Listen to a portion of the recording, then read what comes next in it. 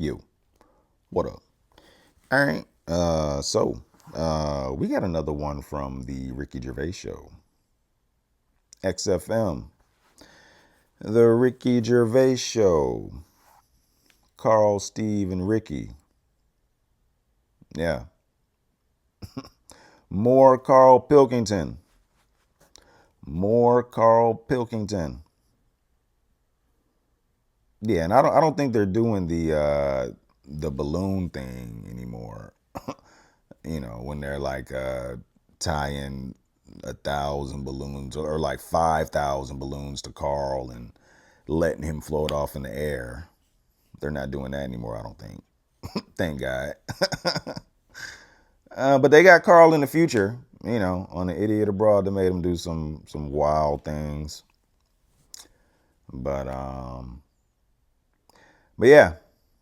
Yeah, I think we left off, like, I think Carl had a quote book or something. And he had a quote he's supposed to tell us. All right, let's check it out. More Carl Pilkington. Let's go. New order, and here to stay on XFM 104.9. Well, we're here to stay, aren't we, Steve? True enough. Well, for another 4 weeks anyway, then we're off. Then That's four right. more shows. They'll have to order a new weeks. DJ. Is that the end of the season? All right. That was genius. Hey? Oh, wow, it's Ricky, as simple as that. I'm Ricky Gervais, Steve Mitchell, and Carl Pilkington. Oh, man. Did anyone read the Guardian yesterday? It was Steve's big... we were interviewed together. I've never been interviewed before in the paper. I've certainly never had my photo in a national We were very paper excited. We loved the interview. It was talking about our top 10 albums between us. We loved it. We talked really fast, like school kids. We were excited. It was a great interview, and all the way through, it was Ricky Gervais with his writing partner, Steve Mitchell. Stephen Mitchell. It's He not was even gutted. nightmare. He phoned me up the night before and he was gutted. I know, it's awful. And it was big letters and just all the way through in the caption. And it's just the like, name wrong? oh, God. But it's embarrassing. Do you know what I mean? It's embarrassing because it's like I was trying to get in the paper. I couldn't believe my luck. And then that just draws attention to the fact that I'm not a celebrity and consequently they can't even remember my name. But the worst thing was that, one of my favourite albums of all time, I said in there, was, Blood on the Tracks by Bob Dylan. And I said, because, you know, I think one of the most beautiful songs ever is If You See Her, Say Hello. And of course these people were sort of transcribing it from, you know, a dictaphone. It came out, my favourite song of all time was If You See a Sailor. If you see a sailor. Oh, hello. Fruity. Oh, Bob Drillboyd's, up on the trap with, where's the sailor gone to? With Ricky Gervais and Steve Mitchellings. Oh. I don't know. They must have thought my name was Mitchell all along. They obviously never knew. The evidence is Damn. there. But I don't know why. It was like they reported in the paper that we'd been nominated for a Sony, and it said, Ricky Gervais, who hosts the breakfast show on XFM, and it's that sort of, it's just guessing. It's like, presumably someone's gone, does he host the breakfast show? Someone's gone, yeah. And that's their research done. Yeah, but there was a thing about, The Office set in Swindon. That's someone going, just write an article about The Office. Where's it set? Swindon, I think. Is it? Yeah. Okay, that'll do. Yeah. Yeah. Even we research the show now and again, don't we? Yeah. Even we look things up. Well, actually, people phone in. Usually that fella. What's that fella's name that calls in who's not got the website? He's got a funny name. Oh. Gilbell or something. James. Phone in if you remember what his name is. Yeah. James at Lose Control. Yeah, what's his surname, though? Oh, for goodness sake, this is just going to be interesting to him and his friends. Oh, yeah. Oh, yeah. You remember? We better play another record. Yes. Come, I'll tell you what. If Johnny you like Mango. Mango, that's it, yeah. Now, if you like Elvis Costello's James Mango. Alison, or maybe Freeze, My Brother Jake, One of my favourites. stay tuned. Badly Drawn Boy, Silent Sigh, Cracking tune, that. XFM 104.9. Maybe there'll be a few silent sighs around London on the 4th of May when, that's it, we're off the air for We are 3 indeed. months. Yeah. Wow, you're really getting into the DJ 8 patter months? today. Yeah. Brilliant. Yeah, it was good. Yeah. Slick It's only links. taken, what is it, 5 years? Yeah. Now you're finally as good as Foxy. Coming up, Yes. that anecdote that Carl didn't get to last week about Neil Armstrong. Oh, right. I can't wait. It's because he took The quote? 3 links telling us about the horse. Yes, of course. Of course. The horse in the house. Yeah. I went out with The Carl horse in the house. on Thursday night. Right. Right, it was one of the most enjoyable nights. We just went out for about 5 or 6 pints, a little crawl, and adventures happened around Carl. Yeah. And just me sitting talking to him was just incredible. I'm thinking that a competition would be win a pint with Carl. Yes. That'd be a hell they of a just gig. have to go for a pint and they can ask him anything they want. Yeah. He's just great. We met my friend, didn't we? Tell him all about that. Oh, yeah. Yeah? What? Did you enjoy it as much as Ricky, Carl? Yeah, there was things I learned as well, like, which was good. Okay. You know his mate Robin, don't you? Yeah, yeah. I'll You'll discuss that later. I'll tell you later about. He's got all his near-death experiences to come. Win a pint, and of course, coming up, Carl's homework was, the quotes, and Carl's come up with a great idea to show that anyone can do quotes. He's invented a thing like faking it, where he's got 2 real quotes. Right. And he's made one up. Okay. And he's gonna fool us. I bet we won't be able to. Brilliant. Sorry, what was the challenge last Look at him looking at us. What's the matter with you? It's just that before you were like, no, this is good for you, but What? now it's turning into a game. At your expense? Yeah. Have you only just, it only just dawned on you? Carl, well, I'm joking. It's great, honestly. It's really good. What was the Carl challenge last week? You said it, I thought we did the quotes last week. No, but I gave him a book on happiness. happiness. It's all about happiness Right. and what the pursuit of happiness, and it's in sort of like quote form and everything. But Carl's gonna do a couple of ones and faking it just to show. I mean, because he's been coming up with fables all week as well. Now he comes up with something, he goes, "That's a fable, isn't it?" And he tells me so he's getting good. Now, Forward to it all. If you play another track, what have you got something? You got something fresh? I haven't you? brought in, I saw, Elvis Costello and Jonathan Ross a couple of weeks ago, and he did just an acoustic version of Alison, and I forgot what an amazing song it is, and it's just, he's fantastic, he's the man. Listen to this guitar sound, it's so beautiful. My aim is to provide quality entertainment of a Saturday. That was classy. Elvis Costello and his attractions, and Alison on XFM 104.9. I'm Ricky Gervais. Steve Mitchell here, and, Carl Pilkington. Oh, Though, isn't it? It's going alright, it's going alright. Obviously been doing some acting, as you know, I mentioned it last week, doing this sort of comedy pilot. This week, Carl, you're gonna be loving this. I've been doing stunts. I swear to God, I've been doing my own stunts with the guy that once made Christopher Reeve fly as Superman, right? And I was doing stunts. I had to do a thing where my character has to commit suicide. Don't think we didn't bring that up. Were you anywhere near that horse? No? Fine, let's carry on. And, my character has to commit suicide, and he has to sort of, leap off a building. So the first shot. That's for something for comedy. Well, we were up on a roof, and obviously they had the crash mats and stuff, and I had to kind of leap off, and land on the mats and stuff. And obviously I was petrified the whole time because I was wearing my glasses. Petrified that they might get broken. So I was like not really doing it properly, and kind of leaping like what, you know, people who, when they can't dive into a swimming pool, and so they put that one foot out first to sort of break their fall. Was it you that told me that you could never get into fights? No, I can never get into fights or go in a mosh pit because of my glasses. I've missed out in life because I can't. Because if I was in a fight and I say, "Come on, then you are," you know, and I was in a pub or something, they just have to whiff off my glasses, just knock them off. I'm done for. I got nothing. Really short-sighted, are you? Yeah, but anything's an advantage in a fight, isn't it? And the fact that they're just a blur is bound to hamper my otherwise brilliant, you know, ninja skills. So yeah, I've never got into a fight. I've never been in a fight at all. I've never, as I say, been in a mosh pit. On the wire. So this was making me sort of a bit worried. And anyway, so then I think, well, fine, I've done my stunt, and I did it, and everyone clapped. They were pleased with it, and the guy who said I was very good. So then they drive us to the next location, right? I'm thinking I've done my stunts now. There's a crane. I think, what's going on here? Now they need to shoot me. Like, I've already done the stunt where I've sort of leapt off the building. Now they've got to actually see me falling, right? So I have to get strapped in with this huge belt, and they clip wires onto me, and they hoist me about 30, 40 foot into the air on this wire, and I have to, and then they drop me at great speed, and I have to scream and shout. You know, it was partly acting.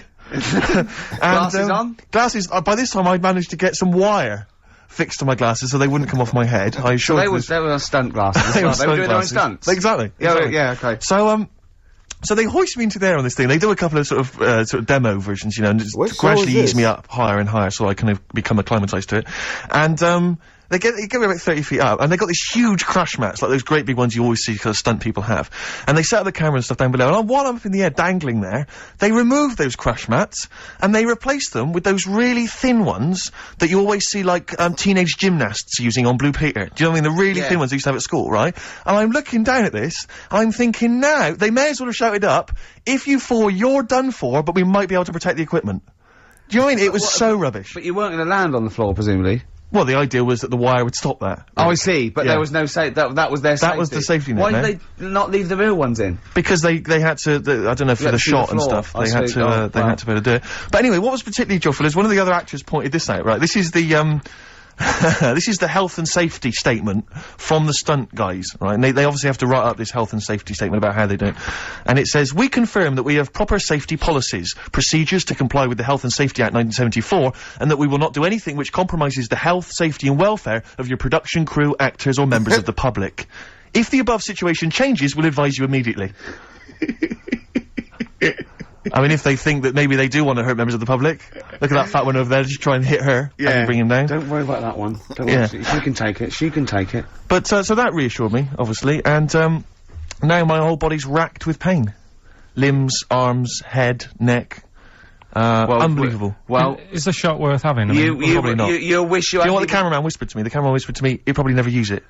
Yeah, Steve, you'll wish you hadn't told that wimpy tale when you hear just three random tales of near-death experiences that Carl told me. Right. Coming up.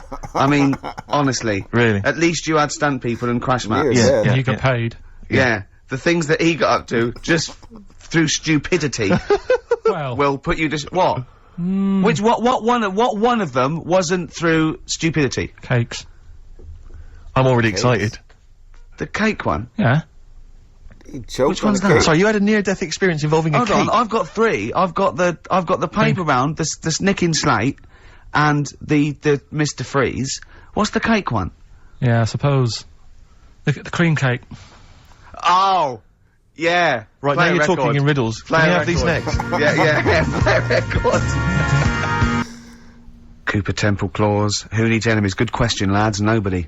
Near death. XFM 104.9. I'm Ricky Gervais. Oh, they should print a little book of those. They're great. Oh, how you can relate any song or artist to anything else. Easy. Joyful. Easy. Well, yeah, so, me and Carl went out, for a beer, and it was great, wasn't it? Yeah, enjoy We myself. started yeah, off, it's good. and you met my mate, Robin, didn't you? Yeah. And, some of the stories. Do you want to tell Steve some things about Robin that you Robin, learned? do you know him well? Yes. Well, do you know about his worm problem as a kid? Go on. Right. He, what I can remember is he had worms as a kid. Not sure how you get him. He never answered me. He was getting a bit touchy about it. Right. This is like the second time I met him. I think he was a bit annoyed that Ricky told me about his problem. What Yes. now, straight away, you not being there, instinctively, what do you think went on with this story about worms? My suspicion Yeah. is rather like when you told a group of people that Robin had once suckled milk from a cow's udder. Yeah. He told me that. Yeah, did he mention that as well? Yeah. Yeah. My suspicion is that, like the cow story, the worm story is not true. But And why, Robin- why would he get so sort of uppity about it? Well, Because imagine it's if, not true. imagine if that wasn't the first time he'd done it. Imagine if he did that every single time he was with somebody for the first time and Robin was, just met them. He will tell that story to anyone. But they do say there's no smoke without fire. Oh, Robin! I also told him... That's a fable. I also told him that the way Robin cured these worms Yep. was because the doctor told his mother, right, to hold a piece of ham or cheese near Robin's anus so the worms would come out for the food, and he believed it. I Tell you why, though. I said to Robin used to sit on spam to try and get the worms out, and he believed it. But Steve, right, do you remember that story about 3 or 4 years ago where there was some bloke in the army, he went away to somewhere, Vietnam or whatever, he was messing about in the woods, Shouldn't he have been fighting? whatever, Yeah. right, and he walked through some lake, and I think he'd cut his toe or something on something, and some worm of some sort crawled in the gash, Yeah. and it was in his body, and the doctor said, we've got to get this out of your body. So what they did was, they said, right, the thinnest part or something of your body that things can crawl through is on the top of your head. So they wrapped Where some the bacon. skull is. So they wrapped some bacon. No, they didn't! They did. Ah! That's Oh, right. happened. So Everyone. he's gone in by the toe. So what we do is, I'll tell you what, that worm's probably heading straight for the head. We'll put a bit of bacon on it. The thinnest part of the body is the skull. Of course it's not the thinnest part of the body. It's where your brain case is, isn't it? It's the skull. There was a reason for it. and it was like they stuck some bacon on his head. And As ever, the vital piece of information, i.e. the reason, Carl seems to have forgotten. Because the worm was in his body, and they said everyone likes the smell of bacon. Including worms. Even a Vietnamese lake worm. They love Remember bacon. Remember last week when I said about the little fella with the bone with no brain, and you were proved wrong? No. We were saying it wasn't a little fella. We were saying it was a stillborn child. It wasn't a little fella. You're changing it now. You weren't having any of it last week. Right, hang on a minute. I'm getting confused.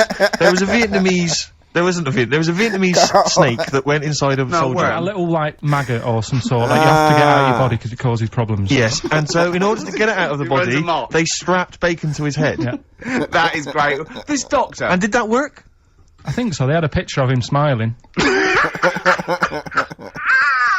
Oh, God, what, the worm or the bloke? The bloke. Oh, Honestly, I hope someone knows the story. Right. It was about 3 years ago, I reckon. Okay. And, yeah, it did work. GI bacon. So this is why the worm burrowed out of his head to get the bacon? Get to the bacon. Right. That's great. true. So this is why when Somebody Robin was gonna telling his call story, I was a little bit disappointed if it wasn't true. Right. Because in a way... You know Robin's never been to Vietnam. No, but what do you really think that Robin, well, as Robin said at the time, Carl, why would I sit on ham, then tell Ricky Gervais? It's a very good point. Because if he was a kid, you do daft things like that as a kid. Right. See, know it's what I the mean? telling Ricky Gervais, though. Yeah. And then, Yeah, bless him. Okay. And then anyway, Robin left, and I tried to chase him, but he got away, and he knows that and then we had a few pints, and then, Carl embarked on some of the greatest stories ever told. Can you tell the story about your dad? Let me run it. I haven't spoke to him all week, so let me run it by him. Okay, play record. Because, What we got? we've got, one of Steve's... Yeah, well, tunes. bizarrely enough, this comes from the Teachers 2 soundtrack, the soundtrack to the current TV series. There's a slight whiff of nepotism in the air. Yeah. Rick, would you like to explain why? Well, that's why you're doing it. Though my girlfriend worked on it. But Yeah. you were going to play this anyway, weren't you? Well, I was actually. Bizarrely enough, I was going to play some I Am Clute, and this is from, as I say, the Teachers soundtrack. And this is called To You. It's a good track. I Am Clute, and a track called To You from the Teachers soundtrack. That's also got, I noticed the Electric Soft Parade, the Hives, Star Sailor, Feeder, Turin Breaks, Mercury Rev on there. It's a good little collection. Lovely. Carl, has just had confirmation. He's looking smug, because someone phoned up and went, it is true, it's a Laogai chi worm, and you wrap bacon around your head. That's all the bloke knew as well. Yeah. What? And his name was Gary. Yeah. Oh So my I'm God. No. And he said, see, that's why the Robin thing isn't so weird. He said, but when you said he tried it with cheese, he said I was having none of it. Strokes, hard to explain. Like Carl, really. Yes. Real? Yes. So, Carl, concentrate. Yeah, go on. So, we'll leave the worm with the bacon wrapped round the head, shall we? Well, if you're ever caught in the jungle, Yeah. Always carry some... bit of Danish. Good advice. Lovely. So, would you like to start on your... to Steve, because I've heard all these. Well, we won't do them all. We'll start off with the Mr. Freeze. Tell Steve the story of Mr. Freeze. This is the first time he nearly died. This is the most Batman? serious of the lot, really. So, what it was, do you know, like, I don't know if your mum and dad did the same thing, but, like, they do the weekly shopping on like, a Friday. Yeah. So when you got to Thursday, there wouldn't be much stuff left in the cupboard. It'd just be like, you know, your Jacob's crackers and stuff like that. So when they'd been to the supermarket and they came back, I was like, you know, what's that saying? Like a pig in... You know, I loved it. It was like loads of food coming in, loads of biscuits. He nearly said, What is that saying? he nearly said pig and shit. Right. Is that the saying? Yeah. Right. So yeah, all this food comes in. Thank It's God like- he didn't. Otherwise he'd have been in trouble. That's true enough. Because he's culpable for our actions, because Exactly. he's the producer. So technically, that twat's in charge. Go on. Right, so anyway, so there's loads of food, and I'm like, oh yeah, look at this, and chocolate biscuits, and, you know, penguins and stuff. Bacon. So, and bacon. Just in case, you never know. So anyway, my mum and dad's putting the food away. Me and our kid are like, he's already grabbed something, gone back upstairs. It's like feral children. It's like a quest for fire. And then they run upstairs. What did you sit under the bed, gnawing at some sort of pig's trotter? So I saw, do you remember Mr. Freeze Pops? I do, yes. Well, they're kind of like popsicles, icicles. Yeah, but really long, like a foot long, right? Yeah. So I thought, I'll have one of them, so I grabbed it. Went for the nutritious stuff first. Absolutely. And like my mum and dad are putting the stuff away and what have you. And I rip it open and knock it back, right? Straight away, just right back like Swallow that. it straight away, yeah. But it went down the wrong way, right? So What, down your shirt? So I was like, oh god, I can't breathe. And my mum and dad didn't even know what I'd ate. Do you know what I mean? I ate it so quick. Yeah. And I'm sort of tapping my mum on the back, going, and she's going, oh god, you know, he's choking again, because I was always choking. If there was one thing, I don't know if I've got like a small throat, but I mean, even Ricky knows I can't drink that much, can I? Yeah. Do you know, or eat pebbles. I'm not a quick drinker. I'd always, I think I'm scared of like swallowing stuff. Yeah. And it was like bottle tops and mint imperials and stuff. I was always choking on stuff. So anyway, she's going, oh god, what's he picked up on it now? Drop it! So- And she hit his nose with a stick. So I was going, I'm choking. At this point, my dad had like, I think he'd put his share away, you know, his food away, and he'd gone His share! I love it! he'd gone to watch like Winner Takes All or whatever in a lounge, and I was in the kitchen, and I was starting to like I didn't care anymore. Do you know what I mean? I just got to that point where I wasn't struggling anymore. You just thought, I'm done I just was like falling to the ground. And my mum's going, you know, get in here, I think it's serious. And my dad comes in and sort of starts shouting at me, saying that's what you get for being greedy. He didn't even know what I'd eaten. Well, it was the moment to teach you a lesson, certainly. So he's there like that, and my mum's going, oh, look at him, and my lips were going purple, and my eyes were rolling into the back of my head. You look like Marilyn Manson. And, so anyway, she grabbed me from behind and did that fireman thing. The Heimlich manoeuvre. Yeah. And, you know, winded me. And it came up, and I was alright. What, the whole popsicle came flying back out? You see, that's what I don't understand. Because there was nothing there. No, just a little bit. No, it swells up, doesn't it? Because it irritated it. So it went down this sort of like your epiglottis. It went down the wrong way, like went into your air canal instead of your throat, and it sort of spasms, and that's the fear. You just got to calm it down and relax. So in time, I would have been alright. Yeah, anyway. you don't. Well, no, you might have. So that's so that's hang on. one. So, but No, but the weird thing is, like, for like 3 days after that, I felt like a sort of special person. I went to school. I'm saying nothing. I did full days. a special needs person. Yeah. I went to school the next 3 days after that. I didn't like wag it or anything. I did full days. I love that. 3 days, turn over the Yeah, exactly. After 3 days, you thought, screw it. Yeah, Well, did a quick history exam. But have you ever had that where you've like felt like I've been given another chance here? Right, next one. weird. That's popsicle. That's popsicle hell. We'll call that. Right, next one. Which one's the next one? Oh, what about your paper round? Right. Can I ask very quickly, did your life flash before your eyes like they say it did? No, I just sort of went really calm and like, I'm ready for this now. Right. I wasn't bothered, do you know what I mean? I You had wasn't no scared. regrets? No. It was weird. It was really weird. Yeah. But anyway, the paper round one. Paper round, I'd still say it's the best job I've ever had. And he means it! No, I really enjoyed it. It's like, you know, you don't have to work with anyone else, right? So you make your own rules. Just think of that. You know, you sort of You're around. spreading information to people, vital information. Giving a service, and no one else is around, you know, you can just do what you want and think about stuff whilst you're cycling around on your bike. It's really good. Yeah. So anyway. Imagine the stuff he's thinking about when he's riding around his bike. So getting in the head of a salamander. So anyway, I loved it, and even though I only got like 50p a day, right, no matter what the weather was like and stuff, I used to get up at 4:30 and go and do the round. And why'd you get up at 4:30? Because I wanted to watch the Pink Panther at 5:30, so I wanted to get me paper round done. I said, why didn't you watch the Pink Panther? And then do the paper. He went, oh, I can't sit there thinking I've got my paper round to do. He'll ruin it for him. Yeah. So is it a good job or not? So 4:30 I was up and about, and this morning it was like winter, really bad winter, bad snow, you know, freezing cold, really windy and all that. And my mum said to me before I went to bed, she said, don't be getting up tomorrow, I'll give you the 50p. I said, it's not about the 50p. So, you know, people want the papers and stuff. So, Conscientious. so anyway, I went to bed thinking, you know, that's it. I've told her I'm still going, so, you know, whatever. Go to sleep, get up in the morning, and put all my kit on. And I used to have layers of clothing on because it was really cold. I had like a big anorak on with the fur on. I had like waterproof pants, and I got my paper round bag. And I went downstairs to get out and tried to open the door, and it was locked. I thought, oh, God. So she'd locked it so I couldn't go out. So I'm searching around the house looking for the keys. She must have hid them somewhere. I thought, oh, God, you know, I've got the papers to do. So I thought, how can I get out? So I went upstairs, climbed out of the bathroom window.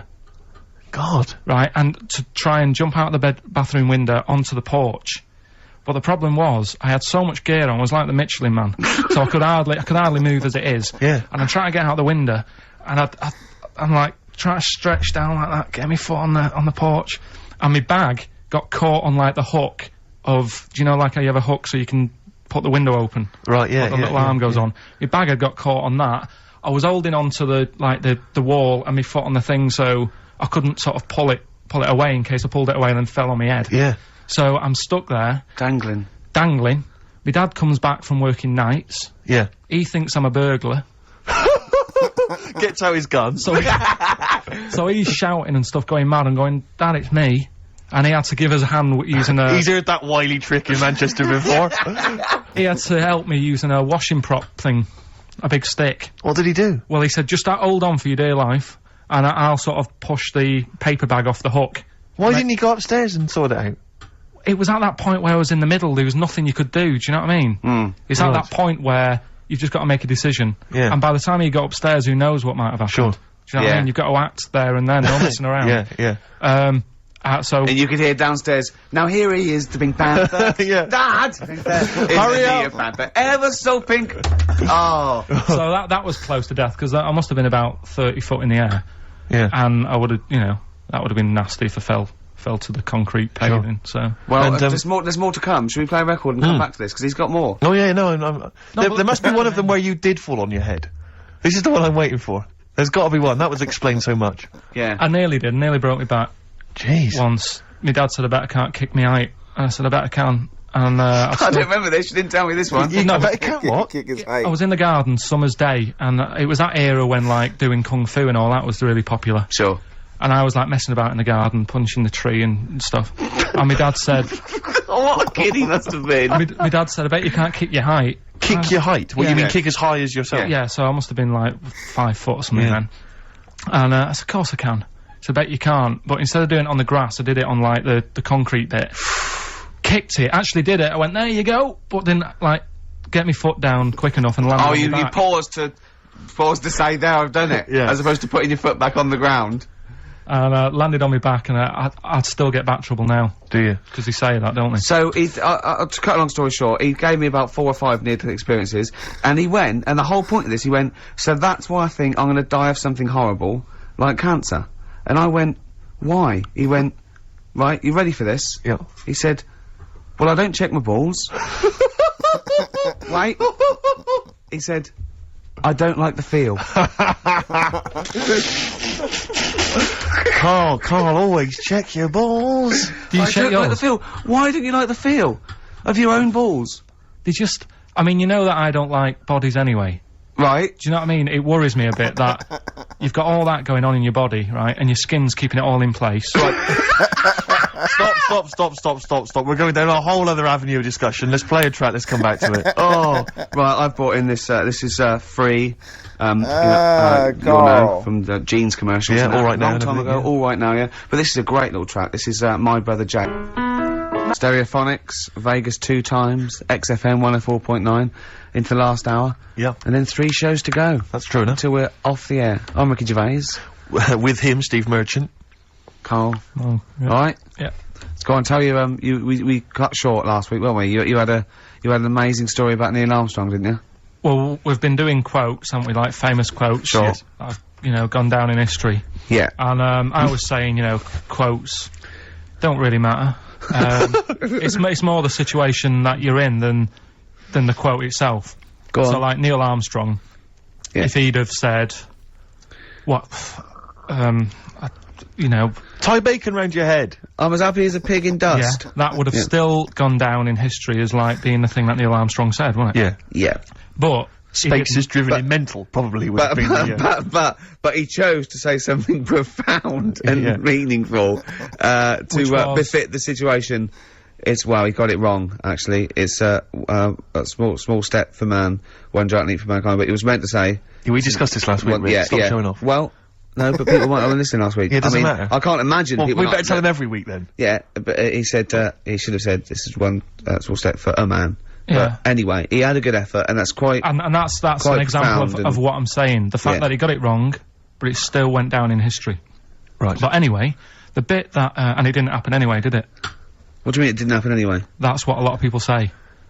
That no one's actually been on the moon. Ah, yes, of course. They filmed it in Teddington Studios. Well, they were saying something about there was shadow on the film, and you wouldn't get shadow on the film, and... There's all sorts of things. These people that you always quote as they... Who are they? Are they living in jars? Are they little fellas in jars? Look, Go on. You know... Do they appear to you in dreams? I've spoken to different people about it, and there's loads of little things that if you watch that programme, you know, of them being on the moon, there is no way they could have done it. Right. Done. Fine. Yeah. Done. Anyway. That's put to bed. Yeah. But Good. anyway, as he was getting back in the spaceship on the moon, or whether it be a TV studio, Yep. he said... good luck, Mr. Croucher. Right. Have you heard this? No. And the reason he said that was because when he was a young kid, and he was I think it was Croucher, but when he was playing as a young kid in his garden, he was playing baseball with his mate, and he chucked the ball to his mate, and his mate hit the ball, and the ball went over the fence to the next door neighbour. Right, so he goes, right, I'll just nip over and get the ball. And as he was getting the ball, the window was open to his neighbour's house. And he heard, like, the woman shouting at her husband, saying, I'm not going to be giving you, a bit rude, so if you've got a kid in the car or whatever, turn it down. What, yeah, that's covered that, yeah. Right, Genius. I'm not, no matter how many times you ask me, I'm not going to be giving you oral sex. The day I do that, man would have walked on the moon. Right? Yeah. He grows up, he gets on the moon, and he remembers all that story, and as he gets back in the spaceship, he says, good luck, Mr. Croucher. Now, do you know, now, we'll have to say, I've heard that story before, but when I heard it, the woman said, the day I give you a blowjob is the day the boy next door walks on the moon. Which makes it all the more profane. Impossible. And enjoyable. Yeah, and unlikely. Yeah. But yeah, no, I've heard the same story, Carl. Yeah. Look how pleased he is. I love that. Right, so not only have you remembered that anecdote, which may or may not be true, but of course you've also proven The that, day I give you a blowjob, that kid in the garden's probably going to walk on the moon and say something about giant leaps. But, yeah, you must have heard the thing that it never actually happened. Yes, we've all heard Yeah. it, we've all dismissed it as nonsense. And moved on. Yeah. Yeah. And got on with our lives. Right, Carl. What? Should we do, White Van Man? Oh, you didn't prepare me for that. We better play a track and then I'll I'll fish out the newspaper and stuff.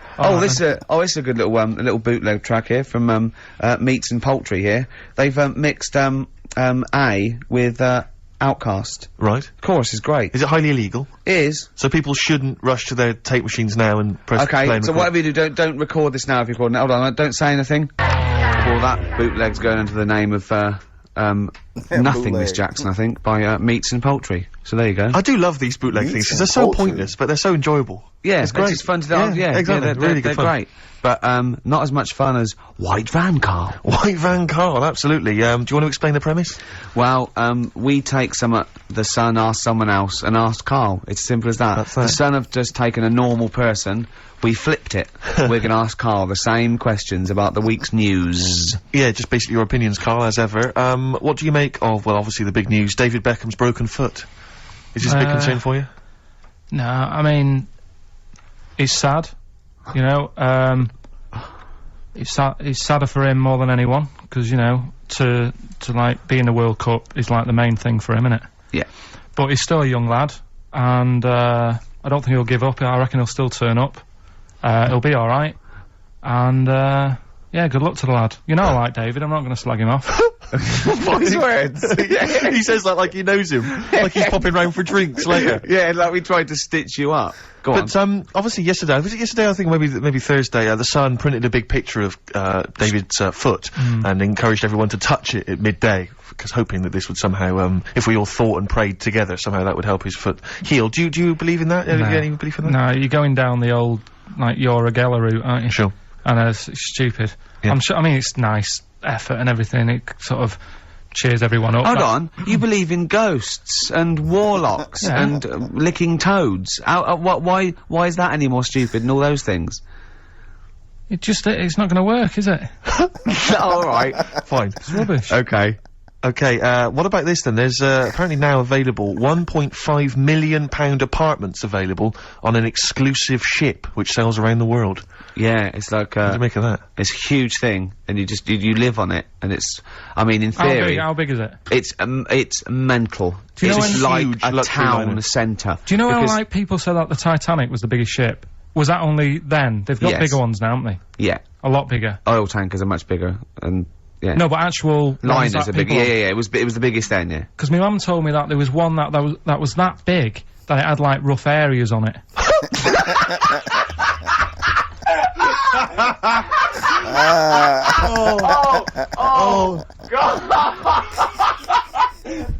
Don't go starboard. Oh God! No, but do you know what I mean? Right. It was like we're thinking of moving. We're saying, Captain, we're thinking of moving to a nicer area. Oh, I've heard they're very rough in aft. Oh God! Oh, that's They steal your fantastic. tyres. A ship so big there was rough areas. Oh. how big is this one that you're talking about? Well, I don't know. It doesn't give me the specifications here, but They're huge. They're huge. In theory, I mean, it's that thing with it's obviously marketing, but they're gonna solve the overpopulation crisis, where soon we'll all just be floating around the sea. Yeah, But yeah, I can see that, because I mean, think about it, right? I've been talking to Ricky about it. I was hoping to buy somewhere in London, but there is no way in this world that I can afford it, right? And you look at all the wasted space, like with the Thames. All it's doing is like collecting crisp packets and stuff and Coke cans, and people have to clean it up. Whereas if you got a load of boats on there, problem Perfect. solved. Yeah. Would you live on a boat? problem solved. What's his name did it, didn't he? What's that programme? Is it Bergerac? Noah. Oh, Bergerac? There was one where he lived on a boat. I think it's quite. That was Nine or Shoestring. something? Yeah, I'd give it a go anyway. Noah. I'd like to see you living in the air, maybe in a giant hot air balloon. Yeah, all right. But no, the boat thing. Because it is going to get bad as well, isn't it? They're saying that the water's melting or whatever. The water's melting. The ice is melting. Yeah. And there's going to be more polar ice. water and less land. So in Yeah. the future, it's probably going to be the way we're going to be living, isn't it? Have you seen that film Waterworld? Nah, I don't fancy it. Because Is that what happens? that sort of predicts that, yeah. What, are they saying that the ice thing will Exactly, melt? yeah. But at the same time, I was thinking about this a couple of weeks ago. If you get, I mean, I think I read that, like, a big chunk of ice fell off one of the ice, what do you call them? Caps. Ice caps. Something like, I think they said it's the size of the Empire State Building or something. Right. It snapped off and went into the water, and it's melted. And they say, oh, it's bad news, you know, that something that size is melting. But the way I look at it, if something that size falls into the water, it's like a big ice cube, and it's gonna freeze it up again. You with me? Not really, Carl. Go on. Right, you get a giant ice cube, the size of the Empire State Building, Yeah. stick it in the water, Yeah. it's gonna make, it's gonna stick back on again, isn't it? Well, It's no, gonna stick back only on if it again. freezes up again. Yeah, well, do you it mean will it's gonna freeze up, the well, it water's gonna won't, get but- cold again, because you've just put a giant ice cube in the water. So when you put an ice cube in a drink, the drink doesn't freeze, does it? No, the because ice it's not. melts. If you put one the size of an Empire State Building in your glass of Jack Daniels, it's gonna make it freezing. It's not going in a glass of Jack Daniels, it's going in the ocean. I know, but you see, that I'm using my fables. Imagine a world. Use your brain instead. Imagine the world. Imagine the sea, Yeah. like the Arctic or whatever, as Yeah. a glass of Jack Daniels. Okay. A big ice cube falls into it. Yeah. It freezes. It melts back on again. So we're all right. I don't know why everyone's worrying. God. Thank God for that, I was getting panicked. Oh, fine. Do you understand what I'm saying? Yeah. No, you're right. Yeah, that will happen. Should we play some more music and then come back to White Yeah, Carl? this is better than ever. This is dynamite this week. On XFM 104.9, we're doing White Van, Carl. Got another one there? Well, it's just your thoughts really on the Queen Mum's very British send-off that she was given this week. Yeah. What do you make of all those people queuing up to see her? Did you think that was incredible? Right.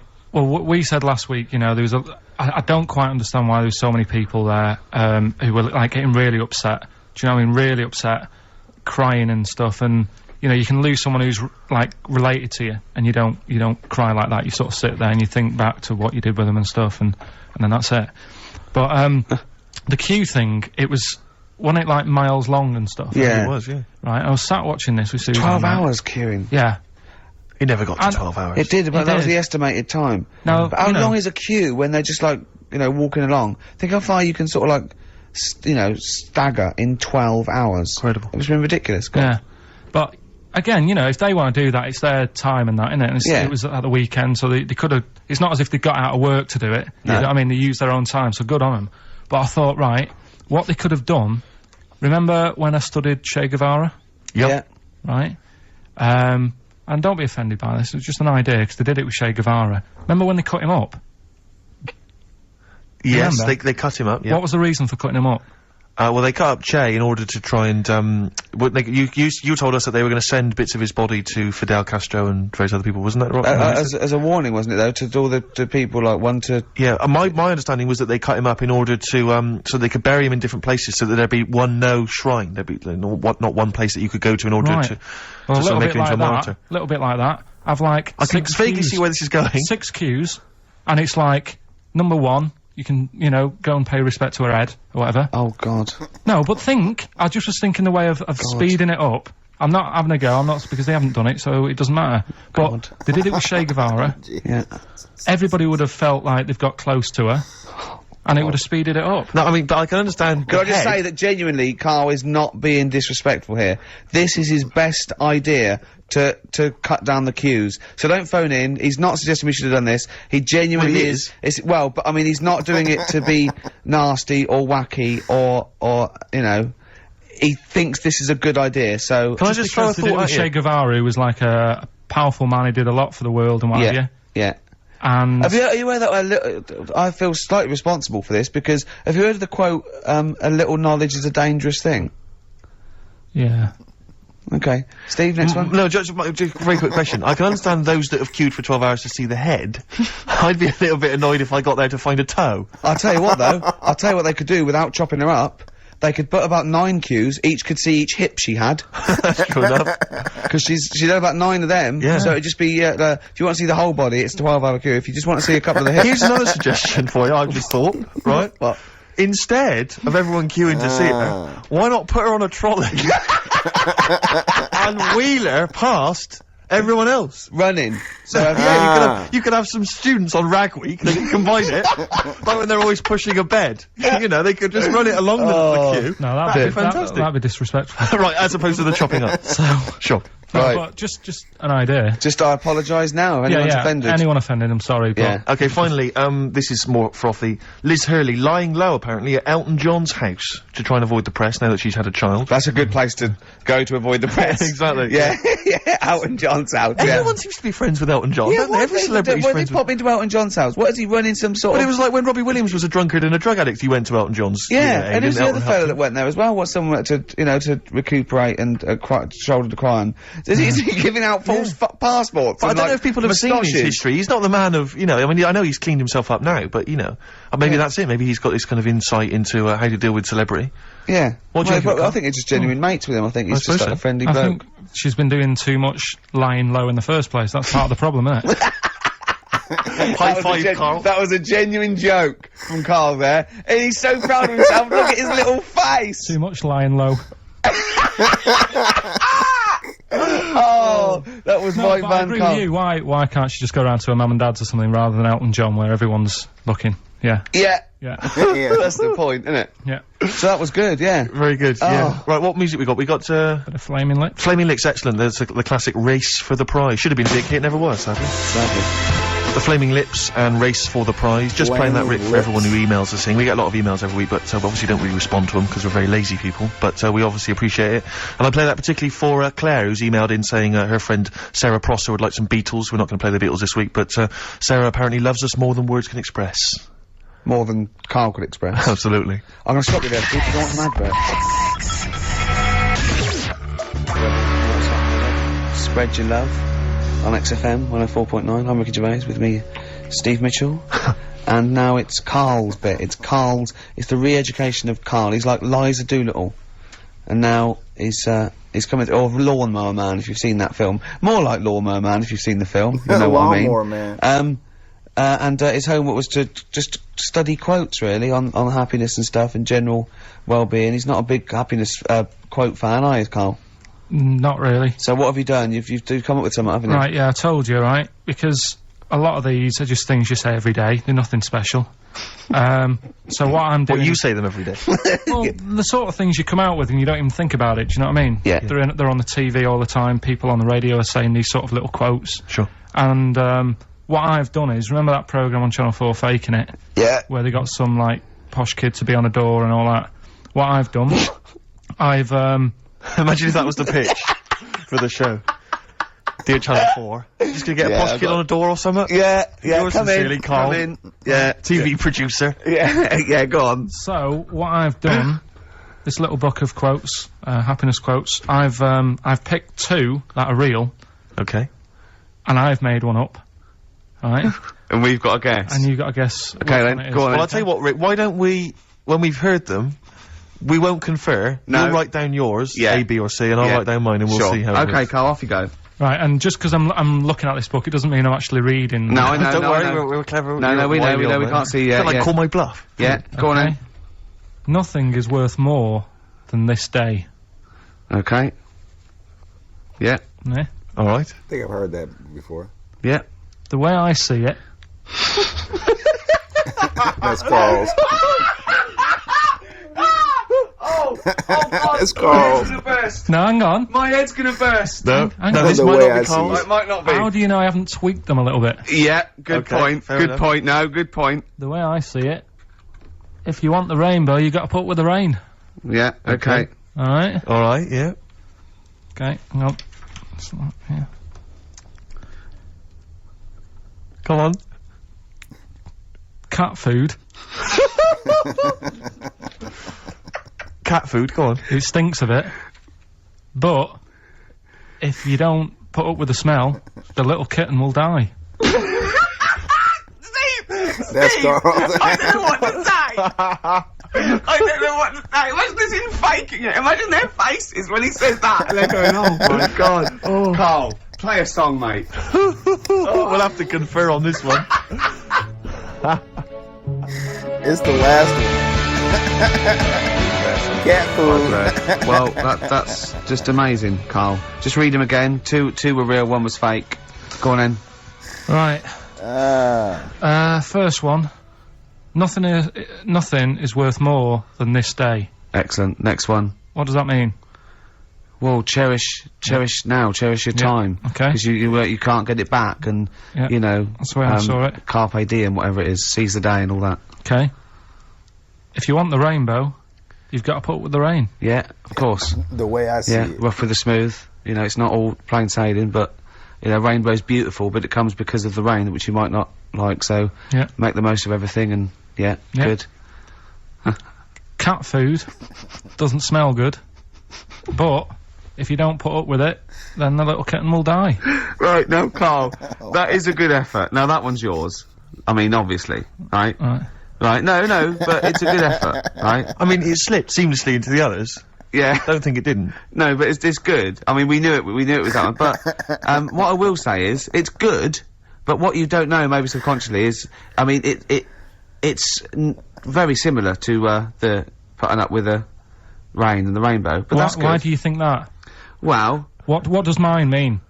well, even though it smells bad, it's good for something. Right. So See, that's I didn't look at it like that. What do you look at that? I kind of thought. Was yours more specifically about cat food, generally? Because you know, normally it's an analogy. Yeah, or a metaphor for something, you know, much bigger. Well, no. The way I mean, looked at it- Dolly Parton, who I think did the rain thing, she wasn't specifically concerned about weather conditions. No. It was a sort of general idea. It's all about life. Yeah. It's Well, that's what I've done. Go on, I've used an everyday thing Yeah. and put it with today's problems. Right. Go on. So, like, my girlfriend, yeah, she might like to go shopping for clothes. I hate it, Right. but because I love her, I put up with it. Ah, that's nice. Yeah? Yeah. So, you love that little kitten.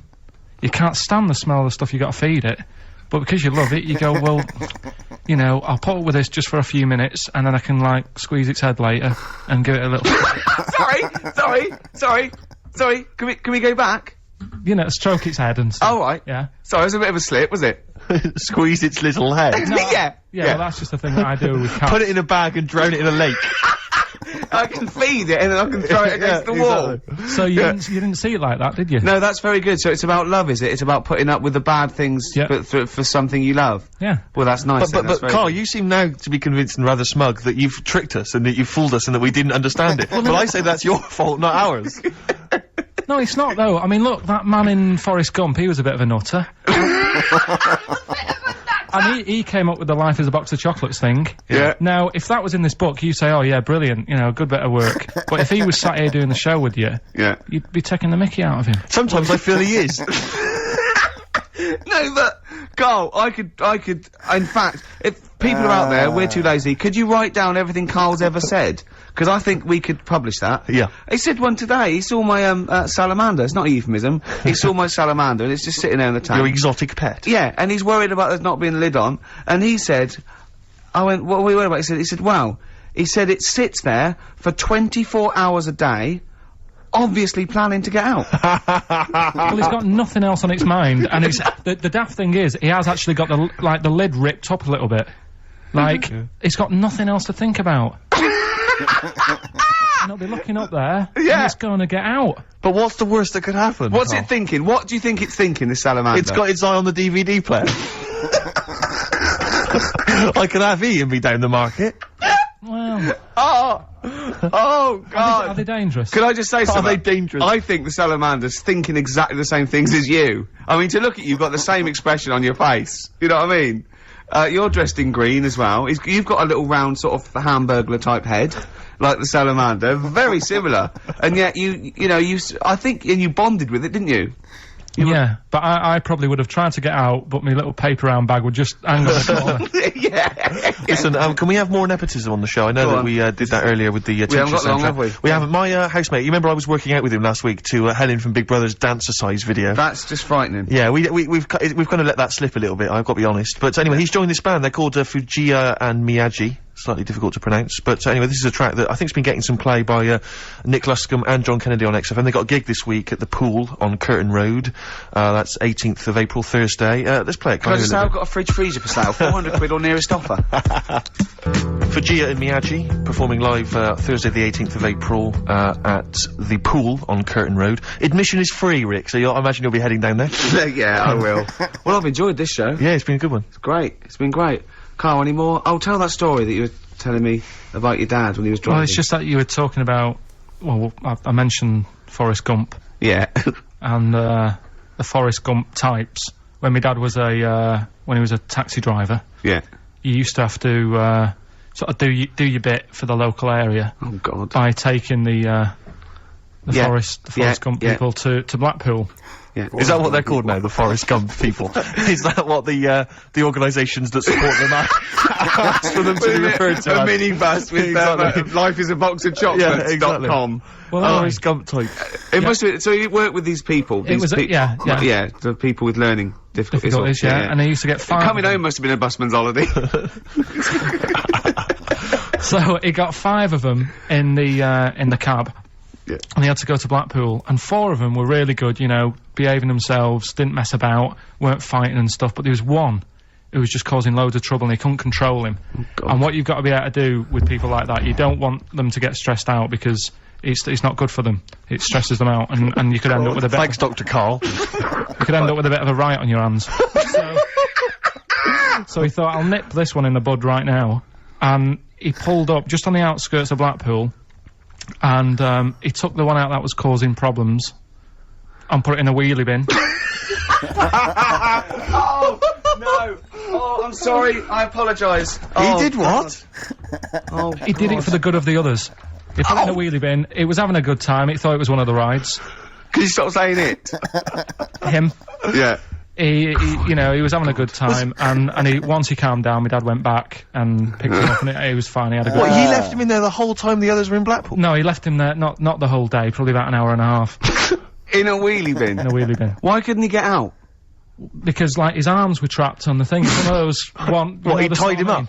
No, do you know, like, because he was a big fella, and, like, he managed to get him in so his arms were down the side like that, so he was a bit trapped. Wasn't he screaming and crying and stuff? He was making a bit of noise, but, do you know what I mean? What, you feel served him right? Well, but anyway, I didn't really want to talk about it. He just brought it up because of Forrest Gump. Did his, family know about this? Is this the first time they'd have heard about this? He didn't get asked to do it again. Because he had another problem similar to it, where he had a little minibus, and it was his job to take a load of old women to the bingo hall, and it was miles away. And he took him there. There was no problem. About 10 old women in a minibus. One of them was causing trouble, so he pulled over it. No, right, so he took him there, everything's fine, he dropped him off, they had a lovely night, right, they had a lovely night, won a bit of cash, coming back, it's a bit of a late night, and they all started moaning at him, going, I want to be dropped off here, take me there, I want to be dropped off first, I've got to get up early, blah blah, you know, my husband's expecting me, I'm already late, take me here first, take me there, and he just pulled up, in the middle of nowhere, said, get out. And he made them get out, and they all called for taxis. They charged that company who was meant to be taking him home in the minibus, and he got the sack. But a similar sort of story. You can't be dealing with it when people don't sort of just calm down and, like, solve the situation. Yeah. They're just all like, I want to be dropped off first, take me here first, take me. Yeah, so he acts like a madman. Good. Oh, that was All right, great. we've got to crack on, haven't we, really? We got Says so much. Yeah. Yes, Nick Drake, a song for the ladies this week from the album Brighter Later at the time of a city clock. That's Goodbye. it. Yeah, Goodbye. see you next time. Bye.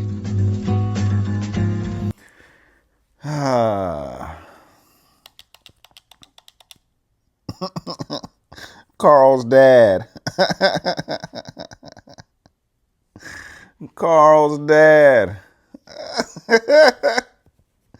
Very similar to Carl. That seems like both those seem like something Carl would do. Oh man. Yeah, we need some more Carl's dad stories. You know, it's probably more similar stories to that, you know. Hopefully he's not dealing with any more Forrest Gump people. Oh man. Carl's smarter than Forrest Gump. Like Forrest Gump, like Forrest Gump, I don't know how Forrest Gump made it through life. Like, Forrest Gump was very lucky, you know. He was lucky. He was a hero, too, you know, in the Army. He was a hero, but, you know, Carl's smarter than Forrest. Oh, man. But I don't know about the quote. Like, you know, when he put the way I see it, you got to put up the rain if you want the rainbow or something. Like when he said the way I see it, I was like, that's Carl's. Like that's Carl's quote. And it kind of was Carl's quote. He made it his own quote because he put you know, the way I see it in the beginning. But the cat food. I don't think there's any famous quote in the world that involves cat food. Except for Carl's now. Maybe that's a famous quote. Because Carl Pilkington said it. What did he say? He said, cat food smells bad, but you got to put up with it or the little kitty will die. Oh, Carl.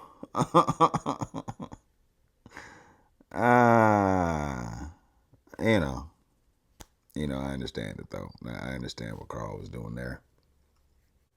Then when Carl had the 3 near-death experiences or stories, I don't think any of those were near-death experiences. I mean, the freeze pop, the popsicle, eating a popsicle going down the wrong pipe, that's happened to me before. I wouldn't consider that a near-death experience.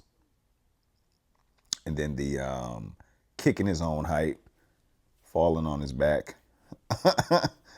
I mean, you know, I think you said he still has back problems, but I don't know if that was a near-death experience, Carl. Maybe dangling from the roof of his house was near. He was up 30 feet. I mean, shit.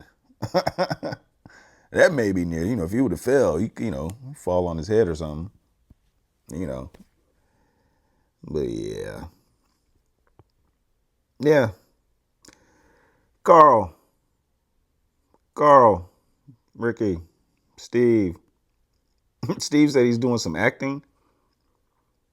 What show was he? What show was that? Where he had to do his own stunts. Steve is too big to do his own stunts. Steve is 6'7".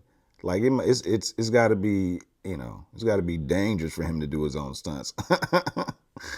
Or maybe they can't find anybody else that's 6'7" that does stunts. So maybe Steve has to do his own stunts because there's nobody his size that does stunts. I don't know. Yes, yeah, we've seen, like I said, Hello Ladies. I believe Hello Ladies was a good show, and Steve Merchant did a good job in that. So, you know. I like to see some other and X-Men. What was the I forgot the name of his superhero character's name in X-Men, but he had a weird character. But you know, he's been in some roles. Steve's been in some roles as far as acting. But yeah, okay.